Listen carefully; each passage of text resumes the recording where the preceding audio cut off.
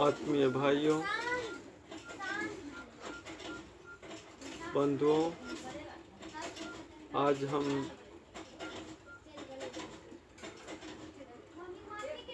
आप सभी को सादर अभिनंदन करते हैं। मकर संक्रांति के शुभ अवसर पर आप सभी को हार्दिक शुभकामनाएं दे रहे हैं। आप सबका जीवन शुभ एवं कल्याणकारी हो, यही भाव के साथ आज हम एक बहुत ही महत्वपूर्ण प्रेरक प्रसंग कहने जा रहे हैं। अब तक आपने जो भी हमारे वीडियो देखे, उन सभी वीडियो में भजन कीर्तन खास करके रहा। हमारा YouTube चैनल योग प्रेम आनंद, योग प्रेम और आनंद एक संपूर्ण सर्वांग अध्यात्म अभिरुचि रखने वाले, आध्यात्म रुझान वाले इस चैनल का आध्यात्मिक जागृति, जन जागृति, देश स्वाभिमान, राष्ट्र स्वाभिमान के लिए जाना जाए, यही संकल्प के साथ आज हम आपको एक बहुत ही प्रेरक संदेश, इस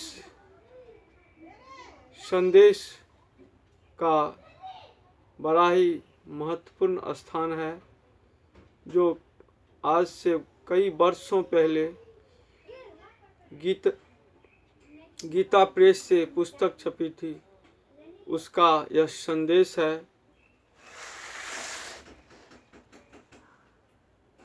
हेनरी के क्ले नामक डूबे हुए जहाज में स्टीवन एलन नामक सज्जन की डायरी में एक कटिंग था, जो उसका अनुवाद है। उन्होंने अपने डायरी में मूलतः 24 सूत्र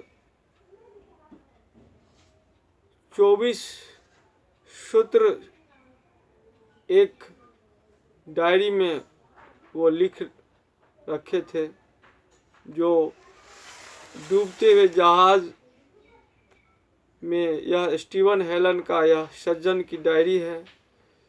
इसमें प्रथम जो संदेश है बहुत ही सारगर्भित है। वह 24 सूत्र हम आपको बताने जा रहे हैं, जो डायरी में अंकित था। प्रथम है, बहुत ही कम प्रतिज्ञाएं करो। बहुत ही कम प्रतिज्ञाएं करो। कहा जाता है कि जब आप प्रतिज्ञा अत्यधिक एक से अधिक करने लगते हैं, या कोई आप संकल्प एक से अधिक करते हैं, तो एक संकल्प पूरा भी नहीं हो पाता है और दोनों साथ साथ कार्य करने लगते हैं, और वह प्रतिज्ञाएं निश्चित रूप से असफल मानी जाती है। इसलिए कहा जाता है कि कम से कम प्रतिज्ञाएं करें। जो भी प्रतिज्ञाएं करें, संकल्प करें, वह पूरी तरह संपूर्ण मनोबल के साथ उसको यथार्थ में परिणत करने का प्रयास करें, जीवन में चरितार्थ करने का प्रयास करें। दूसरा सूत्र था, सर्वदा सच बोलो। संस्कृत में सत्य को ऋत बोला जाता है, लेकिन हम सभी जानते हैं कि शास्त्रोक्त में भी हर जगह सत्यम वद, यानी सत्य बोलना। सत्य और ऋत में बहुत अंतर है।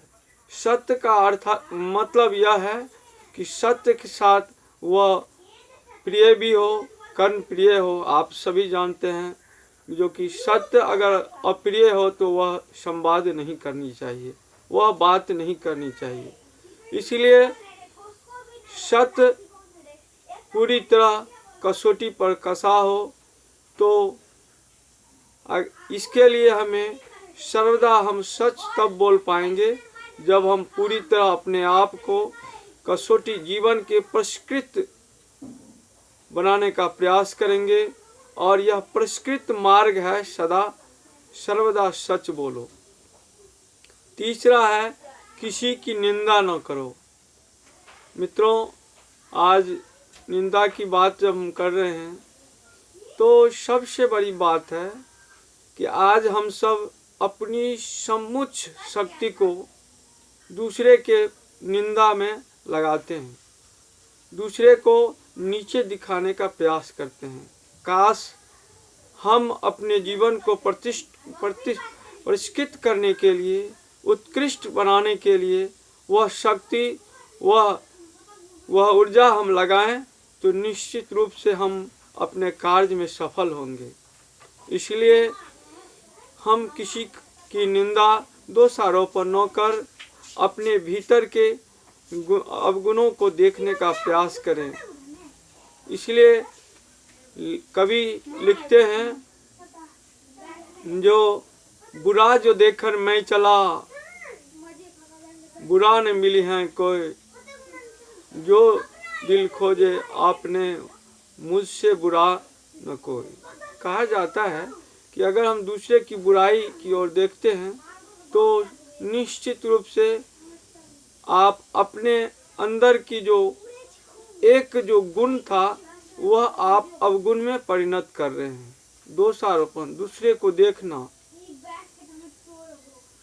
दूसरे की तरफ झांकना छोड़ अगर आप उस शक्ति को अपने अंदर झांकने का, अपने कमी को ढूंढने का प्रयास करेंगे तो निश्चित रूप से हमारा जीवन स्वस्थ और आनंदमय होगा। चौथा सूत्र उन्होंने लिखा है डायरी में, अच्छे पुरुषों का साथ करो, नहीं तो अकेले ही रहो। अच्छे पुरुषों का साथ करो। मित्रों, संगत से गुण आता है, संगत से गुण जात। तो यहाँ कहा जा रहा है अच्छे पुरुष, सद्पुरुषों का संगत करना चाहिए। अच्छे सज्जन के साथ अगर संगति करते हैं तो आपके अंदर सज्जनता आता है। सोना सज्जन साधुजन कहने का अर्थ यह है कि हमें जो है सो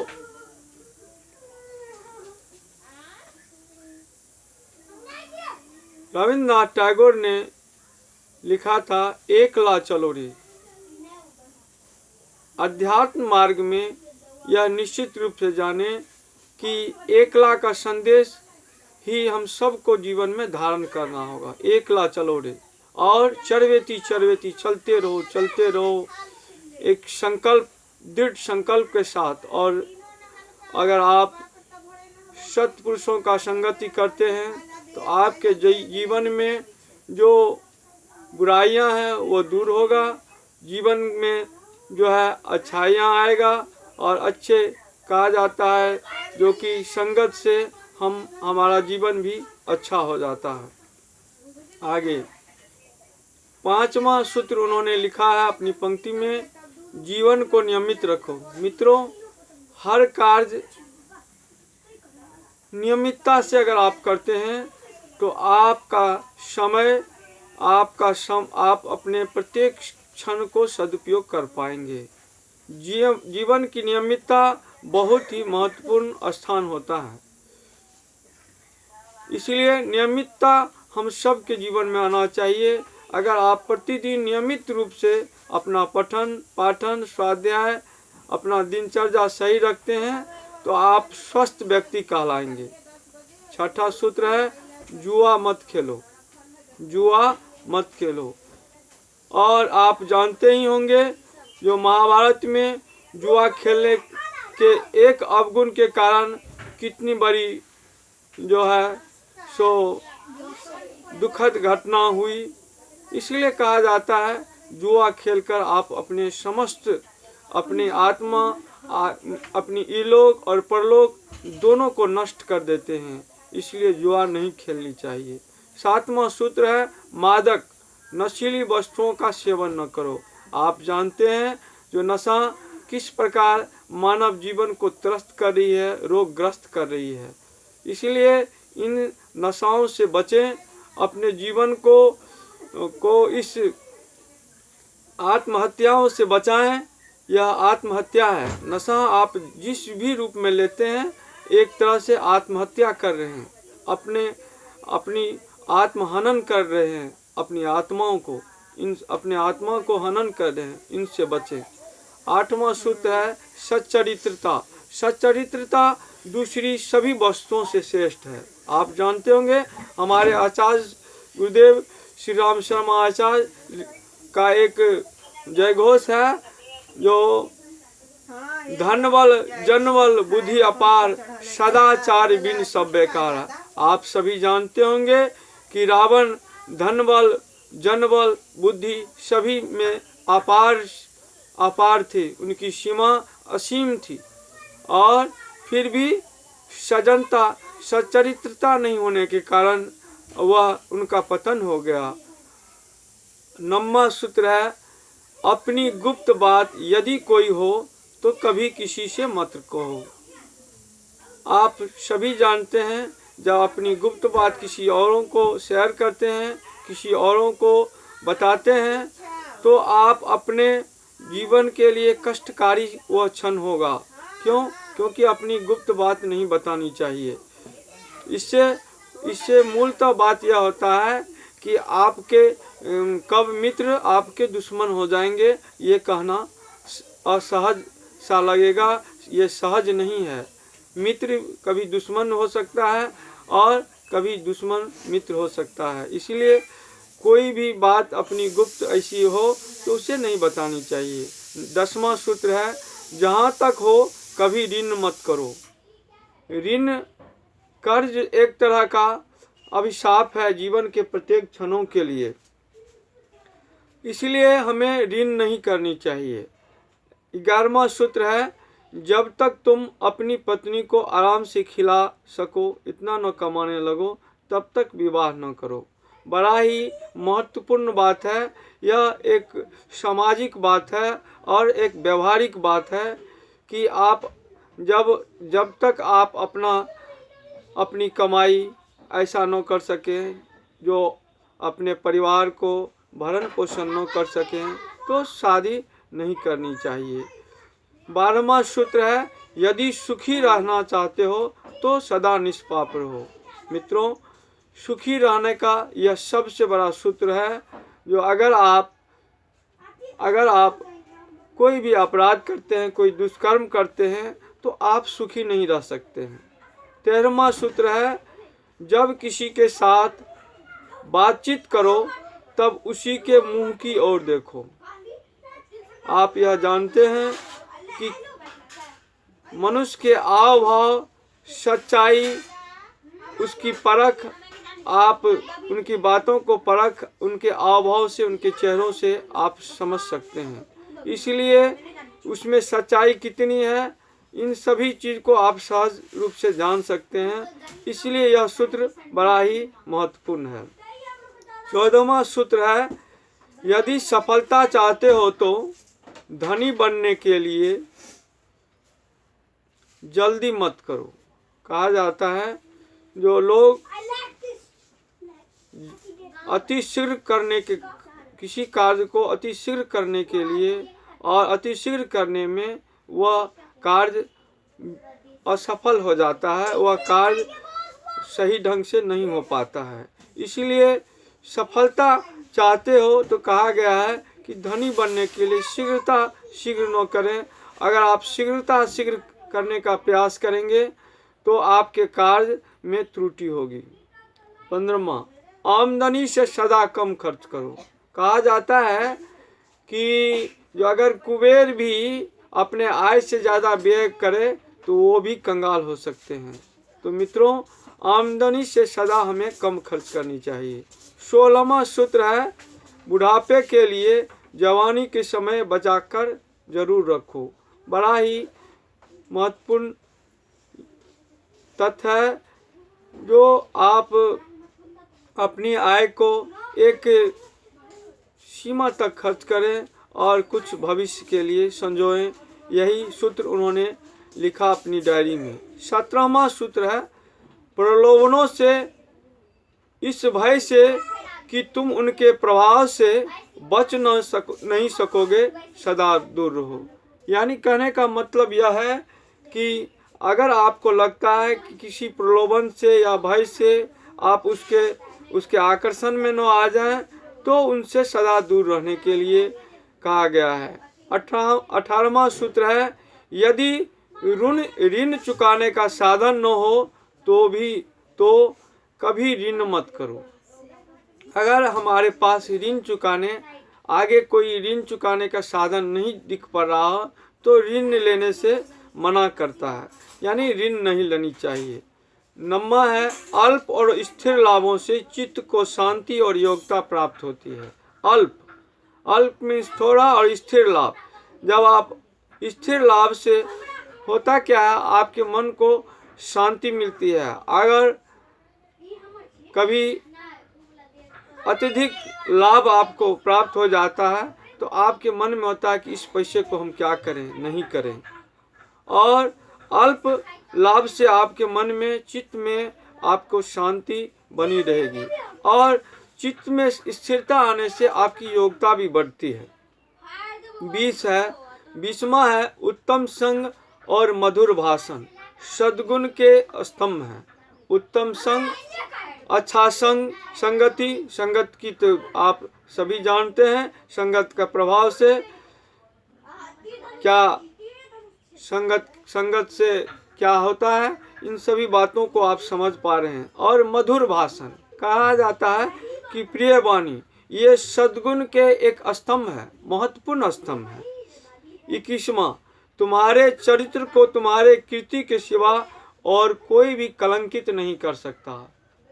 हमारे चरित्र को कोई भी दूसरा आदमी कलंकित नहीं कर सकता।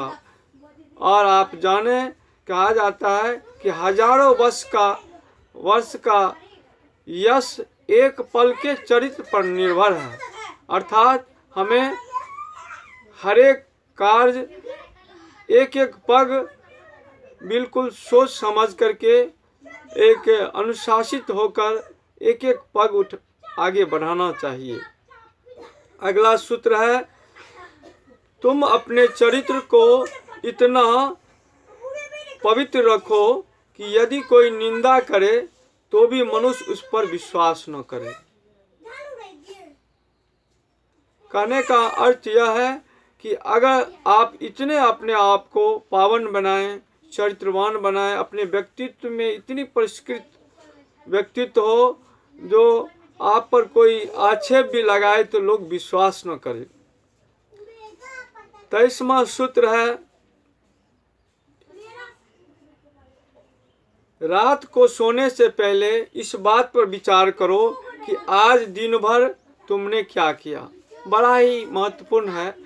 परम पूज्य गुरुदेव भी तत्वबोध की साधना हम सबको बताते हैं। उसमें गुरुदेव कहते हैं कि जो रात के सोते समय आप अपने पूरी जीवन वृत्त, आज के पूरे जीवन वृत्त को, दैनिक दिनचर्या को पूरी तरह ध्यान केंद्रित कर उसको देखने का प्रयास करें और देखें कहाँ त्रुटि हुआ है, कहाँ हमसे गलती हुई है। उन गलतियों से आप अगर किसी के साथ दुर्व्यवहार बन पड़ा हो तो आप हृदय से माफ़ी मांगते हुए भगवान को याद करें और भगवान से याचना करें जो हमें नव जीवन देंगे तो हमें यह गलती न हो, यह दोबारा गलती न करें, हम सबों के प्रति प्रेम भाव से रहें। और 24वां सूत्र है, कभी आलसी मत बनो। यदि तुम्हारे हाथ किसी उपयोगी कार्य में न लग सकते हो तो मानसिक विकास की ओर ध्यान दो। मित्रों, आलस जीवन का सबसे महान रिपु बताया गया है और आलस हमारे जीवन का सबसे बड़ा घोर शत्रु है। कहा जाता है कि मानव जीवन कर्म प्रधान है, इसलिए आलस त्याग, परिश्रम हमारा जीवन, श्रम हमारा जीवन की पूंजी होनी चाहिए और इस पूंजी से ही हमारे मानसिक विकास हो पाता है। और अगर लगे कि कोई कार्य नहीं है तो मानसिक रूप से अपने चिंतन पद्धति को ध्यान की ओर आकृष्ट करें। आप ध्यान करें, अपने अंदर अपने आंतरिक शक्तियों को जगाने का प्रयास करें, अंतर्निहित शक्तियों को जगाने का प्रयास करें।